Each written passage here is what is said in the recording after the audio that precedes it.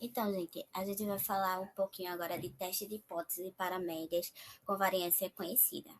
E aí, para esse teste de hipótese, a gente formula duas hipóteses básicas: H0, que é a hipótese nula ou da existência, e H1, que é a hipótese alternativa.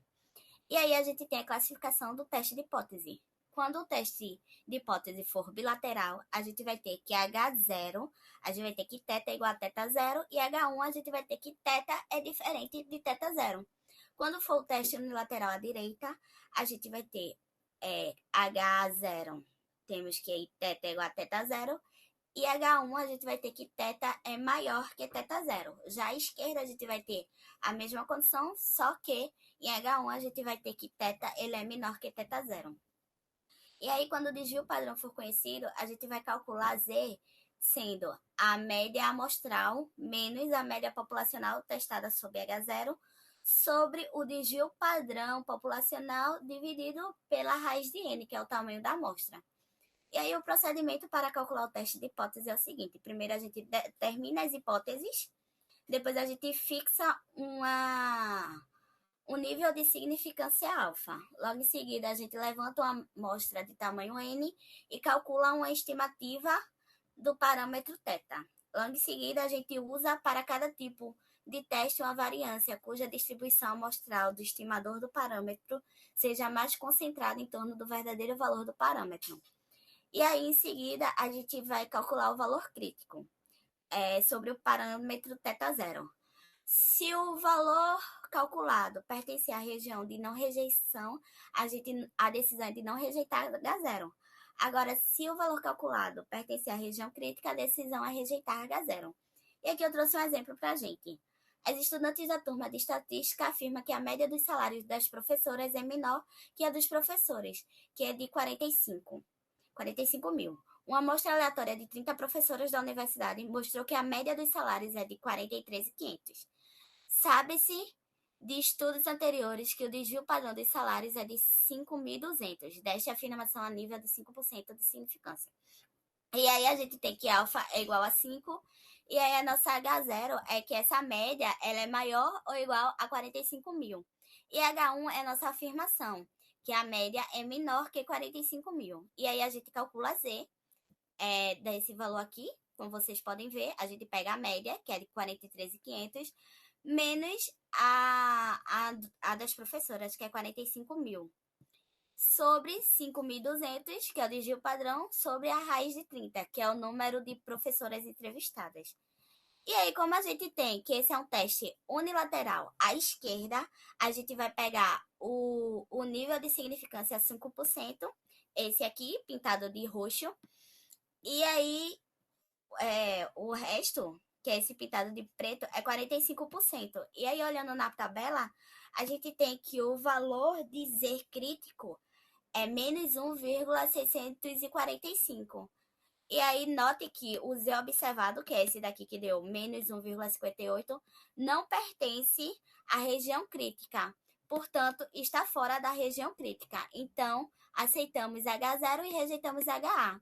Assim, a nível de 5%, não há evidência que o salário médio das professoras seja inferior ao dos professores. E é isso. Agora eu vou falar um pouco sobre o teste de hipótese para médias com variância desconhecida, que a gente vai utilizar a tabela T de estudo. O procedimento padrão para o teste de hipótese com variância desconhecida é o mesmo utilizado para o teste de hipótese com variância conhecida. Então, a gente segue os mesmos passos. Primeiro, a gente faz a retirada de uma amostra de elementos da população. Se essa amostra for maior que 30, a gente usa a distribuição normal com S quadrado. Mas se ela for menor ou igual a 30, então a gente vai usar a distribuição T de student, com grau de liberdade φ igual a N menos 1. E aí a gente calcula o x barra, que é 1 sobre N, somatória de xi, o S ao quadrado, que é 1 sobre N menos 1, somatório de xi menos x barra ao quadrado, ou S, expressão aqui equivalentemente, ou até mesmo essa. E aí a gente determina o F de x barra, que é o S sobre a raiz de N, que vai ser o estimador do sigma de x barra. E aí, ao nível de significância, né, que é o alfa por cento, a gente faz o P limite entre x barra menos T alfa, S é de x barra, e x barra mais T alfa vezes o S de x barra, que isso é igual a menos alfa. E aí a gente faz o teste, a hipótese nula e a hipótese alternativa. Com o T-alfa, a gente vai determinar o RN e o RC. Então, a gente vai calcular o T calculado, que é dado por x barra menos μ da hipótese nula, dividido por S de x barra. E aí, se esse T calculado pertence ao RN, RNR, a gente não rejeita H0. E se esse T calculado pertence ao RC, a gente vai rejeitar o H0. Uma observação é que quando a população é normal, com parâmetros desconhecidos, teoricamente a solução N01 é normal. Só é aconselhável quando essa amostra N ela é maior que 120. Mas na prática, para N maior que 30, a gente já considera essa N01. E eu trouxe um exemplo simples, né, que diz que a duração média dos pneus produzidos por uma fábrica era de 1.120 quilômetros. Então, uma amostra de 8 pneus foram extraídos recentemente apresentou uma duração média de 1.070 quilômetros, com desvio padrão de 125 quilômetros e distribuição normal para a duração média. E aí ele pede para testar a hipótese de que a duração média dos pneus não se alterou a nível de 1%. Então, a gente vai calcular o H0, o H1, o φ, que é N menos 1 igual a 7, e o T-alfa, né, que é o T de φ alfa, é T7 1%, que pela tabela T-Student é esse número aqui. E aí o S de x barra foi dado pelaquela fórmula, que é o desvio padrão sobre a raiz de N, é esse valor aqui. E o T calculado, que é o x barra menos 1 dividido pelo S de x barra, a gente encontra menos 1,131. E aí, como o T calculado ele pertence ao RNR, a gente não rejeita H0. Ou seja, não é significativa a alteração na direção média dos pneus a nível de 1%. Então, nós vamos começar falando aqui um pouco sobre teste para proporção. O teste Z de uma distribuição normal para uma proporção é um teste estatístico para a proporção populacional P, tá? Então, esse teste ele vai ser usado quando a distribuição binomial é dada com NP maior que 5 e NQ maior que 5, onde P é o sucesso dessa população e o Q é o fracasso. Logicamente, eu também consigo escrever esse Q como 1 menos P, ou seja, 1 que seria aquele 100% ali da população, menos o sucesso, né? Então, se eu tiro o sucesso de tudo que eu tenho, vai me restar ali só o fracasso, certo? A gente ainda vai ter outro marcador que vai ser o P chapeuzinho, né? Que aí é o sucesso só da amostra. O P comum, ele é o sucesso da população. E agora a gente vai ter também o sucesso da amostra, que é o P com chapeuzinho.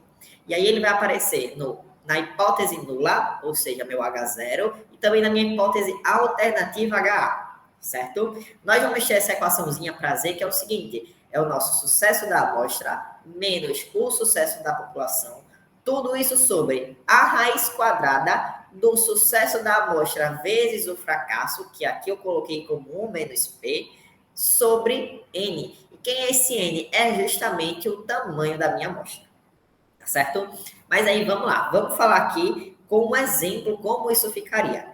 Então, ó, um centro de pesquisa declara que menos de 20% dos estudantes no Brasil sabem matemática básica. Em uma amostra aleatória de 100 estudantes, 15 deles dizem que sabem matemática básica. Então, ó, com um nível de 1% de evidências suficientes para apoiar a declaração do pesquisador, com um nível de 1% há evidências. E aí, vamos lá. Vamos começar pelo nosso N, que é de 100 estudantes, tá? Então, ó, o N, 100 estudantes ali, é o tamanho da nossa amostra aqui, ó. N, ó, N aqui. Então, ó, é o tamanho da nossa amostra, tá? Já o 1% é o alfa, que é justamente o nosso nível de significância. Pessoal, quando eu falo assim que menos de 20%, ou seja, seria o P, né? E o nosso P ali, ó, é o sucesso da população, né? São os que sabem matemática básica, então P é menor que 20%. Também posso escrever como P menor que 0,2, e essa é a nossa afirmação, certo? Já o nosso P chapeuzinho é a proporção para essa amostra, ou seja, se é ali, ó, em uma amostra aleatória de 100 estudantes, 15 deles sabem matemática básica. Então, ó, são 15 sobre 100, que vai dar 15% aqui, né? Ou o 0,15. Então, vamos lá. O que é que a gente tem até então? A gente tem um H0, lembrando, tá? O H0 é a nossa hipótese nula e o HA, nossa hipótese alternativa. Quem é o meu HA? Ora, é menor que 20%. Tá, então quem vai ser o meu H0? Meu H0 é o que falta para completar, para formar a nossa população total. Então, ó, se meu HA é menor que 20%, meu H0 vai ser maior ou igual a 20%. E aí a gente completaria a nossa amostra. Então, ó, trazendo tudo aqui para a equação, aqui, a gente vai ter, ó, quando dispor os valores, o seguinte, 0,15 menos 0,20 sobre a raiz do 0,20, que está multiplicando a nossa taxa de insucesso, né? Dividida por 100, que é justamente a quantidade total ali da nossa população.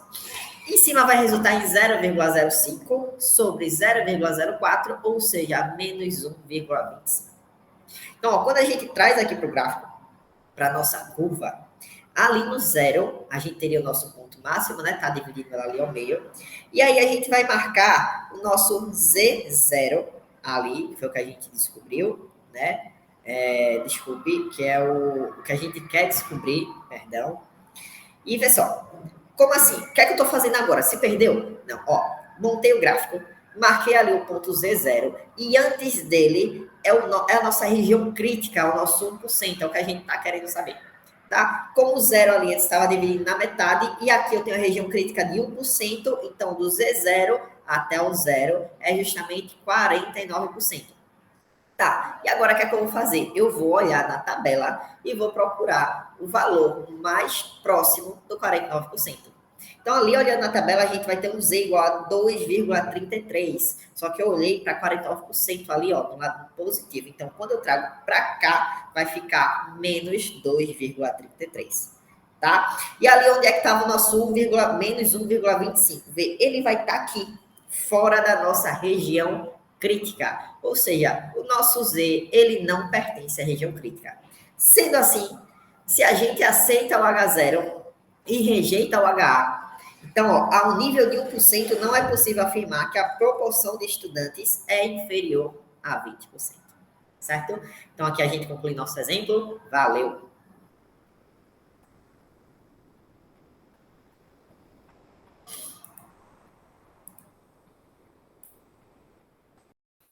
Então, a gente vai falar de teste de hipótese para diferenças de média, amostras independentes. Então, como eu disse, né, as amostras são independentes, então os dados não são empareados. E aí, a gente vai ter que a média, a gente vai falar a média de D, vai ser a diferença das duas médias, x1 e x2, e aí o desvio padrão a gente vai achar dessa maneira aqui, desse modo.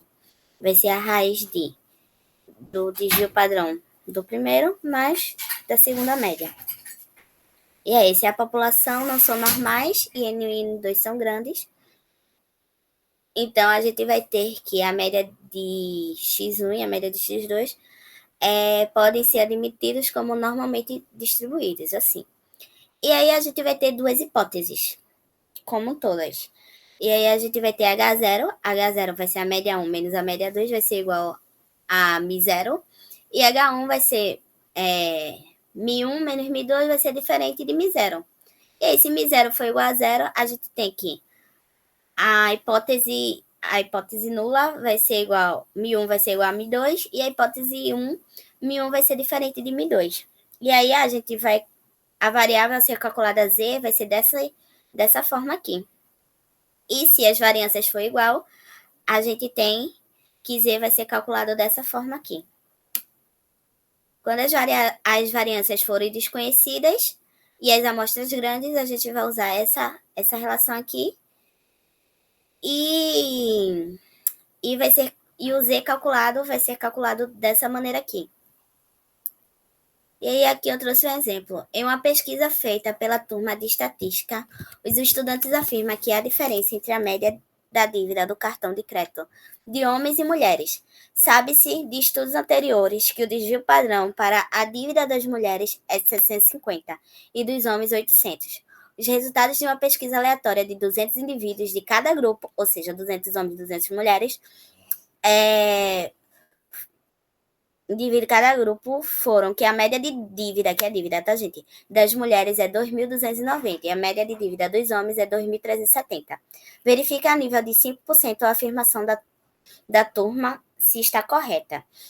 E aí a nossa hipótese nula vai ser que a dívida dos homens é igual à dívida das mulheres. E a nossa hipótese 1 vai ser a hipótese que está afirmando o problema, que a dívida das mulheres é diferente da dívida dos homens. E aí aqui o passo a passo é igual o o dos testes de hipótese anterior. Mas aí a gente vai observando aqui enquanto eu vou fazendo o passo a passo de resolução. E aí eu tenho que uso sigma da mulher, que é o de Gil padrão, para a mulher de 750 e o do homem é 800. O número de entrevistados da mulher foi 200 e dos homens também foi 200. E a média, a gente tem que das mulheres é 2.290 e dos homens é 2.370. Usando essa fórmula aqui, substituindo, a gente tem que o z observável é de menos 1,3. Como o teste é bilateral, porque aqui está diferente, a gente vai...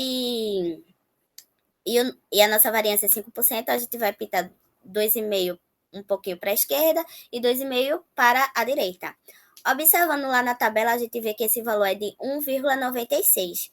E que o valor que a gente encontrou dos observados de menos 1,3 estaria aqui. Ou seja, o seu observado... E aí, a gente tem que o nosso z observado está em menos 1,03. Ou seja, o nosso z observado não pertence à nossa região crítica. Então, a gente aceita H0 e rejeita H1. Assim, ao nível de 5%, não há evidências que a dívida média dos homens seja diferente que a dívida média das mulheres. Agora vamos falar sobre a comparação de duas médias, TH para a diferença de duas médias. Bom, aqui a gente considera dois casos da comparação das médias, que são os dados emparelhados, quando as populações são correlacionadas, porque a comparação dessas médias são sobre médias populacionais, e dados não emparelhados, que são populações não correlacionadas. Bom, dos dados emparelhados, a gente realiza testes de comparação de médias quando os resultados das duas amostras estão relacionadas 2 a 2, segundo algum critério que fornece uma influência entre os vários pares e sobre os valores de cada par. Então, para cada par definido, o valor da primeira amostra ele é associado ao valor da segunda amostra. A gente vai ver melhor com um exemplo mais à frente. Então, a gente calcula as diferenças para cada par de valores, resultando em dados de uma amostra com N diferenças. Aqui tem o H, a hipótese nula e a hipótese alternativa, né? Bom, aqui são o que a gente vai calcular, que é o D barra, que é a média das amostras das diferenças. MID, que é o valor das diferenças entre médias das populações a ser testado. SD, que é o desvio padrão da amostra das diferenças. E ele é o tamanho da amostra das diferenças. Então, a gente usa T, que é o D barra menos MID, dividido pelo SD barra, onde SD barra é o SD dividido pela raiz da amostra. Bom, e aqui está o exemplo, né? Um grupo de 10 pessoas é submetido a um programa de exercícios por 10 dias, estando o peso antes do início X e no final do programa Y. Então, tá aqui na tabela. X é o peso inicial e Y é o peso final com o programa que eles foram submetidos. E aqui a gente tem o DI. Então, aqui tem um errozinho, que aqui seria 120 quilos. Ele começou com 120 e terminou com 116, então ele teve uma perda de 4, que é o nosso DI. Pronto. E aí, ao nível de 5%, o exemplo pede para pergunta, né, se podemos concluir se houve diminuição do peso médio pela aplicação do programa de exercício. Bom, calculando os DI, tá aqui, como eu falei, a diferença do peso inicial para o final, e o DI quadrado. O D barra, que é a média, né, é dado por isso aqui, somatório DI, que é 2,6. Calculando o SD quadrado, que é dado por essa expressão, a gente acha 2,59. O SD barra é justamente o SD quadrado dividido pela raiz de N, que é 0,82. E aí o φ é 9, né, que é menos 1, 10 menos 1, e o T alfa é 1,833. Já o T calculado, que é o D barra menos mi dividido por 0,82, é dado por 3,17. Como esse T calculado é maior que o T alfa, então a gente rejeita H0, ou seja, há 95% de confiabilidade. Então a gente conclui que é significativa a perda, né, de peso pela prática de exercícios. Olá, tudo bem? Vamos começar falando aqui agora da nossa distribuição Q quadrado, tá? Então, ó, a distribuição Q quadrado, ela é representada por um x aí ao quadrado, e esse x é justamente o Q, por isso que a gente fala que é o Q quadrado. É uma família de curvas, tá? Cada uma determinada pelo seu grau de liberdade, tá? E aí a gente também tem a confiança, que é o alfa ao quadrado. Esse grau de liberdade, ele vai sempre ser dado por n menos 1, sendo n o número da nossa amostra, tá? Além disso, a área abaixo da curva, assim como em outras curvas que a gente já está vendo, outros gráficos, ela é sempre igual, né, que relaciona ali a probabilidade de 100%. O que é que esse grau de liberdade vai nos dizer? Ele vai nos dar o achatamento da curva. Então, repara que esse K ali que eu coloquei no gráfico é a mesma coisa que o grau de liberdade, tá? Quando está igual a 1, é muito semelhante a uma curva exponencial decrescente, tá? Então, ó, Esse aqui é o desenho de como seria o nosso gráfico daqui quadrado. Repara que ele é mais imponente à esquerda e vai achatando levemente à direita, tá? Diferente da normal, que é bem distribuído. Então, ó, vamos falar também da tabela. A tabela é bem semelhante a algumas que a gente já está vendo, tá? Uma tabela com P de probabilidade. Nosso gráfico ele é unicaudal à direita. E o que é que vai nos trazer? Vê só. Nosso gráfico ele vai ter um Q quadrado inferior e um Q quadrado superior, tá? Que já vou falar deles. Mas ele é mais ou menos nesse sentido aqui. Então, ali eu tenho um Q quadrado e à direita ele vai dar o nosso P, que é a nossa probabilidade. Como assim? Ó, repara nesse exemplo aqui em cima, onde acabei de fazer uma estrela vermelha, tá? Então, ó, vamos lá. Construir nosso intervalo de confiança. Tenho ali um gama igual a 95% e a gente vai ter o Q quadrado inferior e o Q quadrado superior, tá? O meu gama ele vai distribuir na metade. Se está distribuindo na metade, do ponto do Q quadrado superior, ele vai dar o que está faltando, metade do que está faltando, né? E no Q quadrado inferior, a outra metade. Se meu intervalo de confiança é de 95%, então eu tenho 5% distribuído para partir de 2, então 2,5% à direita e 2,5% à esquerda no meu gama, tá? Então, ó, separei dois gráficos. Esse primeiro aqui, ele está justamente mostrando o nosso Q quadrado superior, que é de 2,5%. Tal como nesse segundo, ó, para nós demarcarmos, é o nosso Q quadrado inferior. Só que repara, agora, como é unicaudal à direita, nós não vamos pegar só o 2,5%, porque estava à esquerda. Então, a gente tem 95% do nosso intervalo de confiança, mais os 2,5% que fazem parte do nosso Q quadrado superior, totalizando para o Q quadrado inferior um total de 97,5%.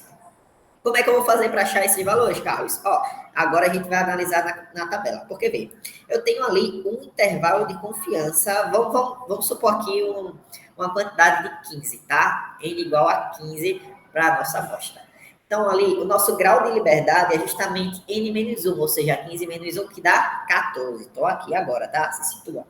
Então, ó, o nosso Q quadrado superior, como é que a gente vai achar? Eu vou procurar primeiro aqui na coluna, nesta coluna aqui do grau de liberdade, o 14, já está marcadinho ali. E aí, para o Q quadrado superior, tem um 2,5%. Então, fazendo a associação, eu vou encontrar aqui, ó, o 2,5% na linha aqui do 14 e eu vou achar aqui 26,119.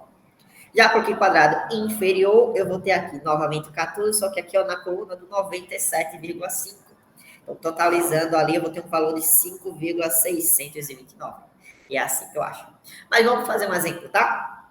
Então, ó, tomando que nosso intervalo de confiança é para variância ou desvio padrão, então a gente vai ter um Q quadrado superior, um Q quadrado inferior. Vamos encontrar os valores críticos para o intervalo de confiança de 90%, tá? Quando o tamanho da amostra foi igual a 20. Se o intervalo de confiança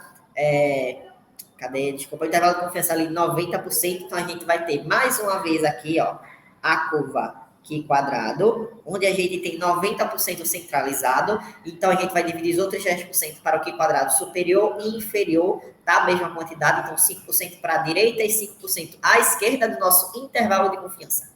Como é que eu vou achar o Q quadrado superior? O Q quadrado superior já é dado, é só 5%, então a gente, ó, vai fazer o grau de liberdade, que é o número da população, né? Nossa amostra ali, então 20 menos 1 dá 19. E aí, ó, como é que a gente vai achar? Ó, é 5% e 19 no grau de liberdade. Venho aqui na tabela e aqui, ó, marco o 19. Então, ó, tá bem marcadinho aqui, o 19, com 5%. Então, o nosso Q quadrado superior é de 30,144. A mesma coisa vai ser dado para o inferior, só que agora a gente vai ter um montante ali de 95%, tá? É um acumulado ali de 95%. Então, ó, o nosso inferior, mais uma vez, vindo aqui no grau de liberdade, em 19, só que agora, ó, para 95%. Então, a gente vai ter aqui, ó, 10,117. Muito tranquilo de fazer. Valeu!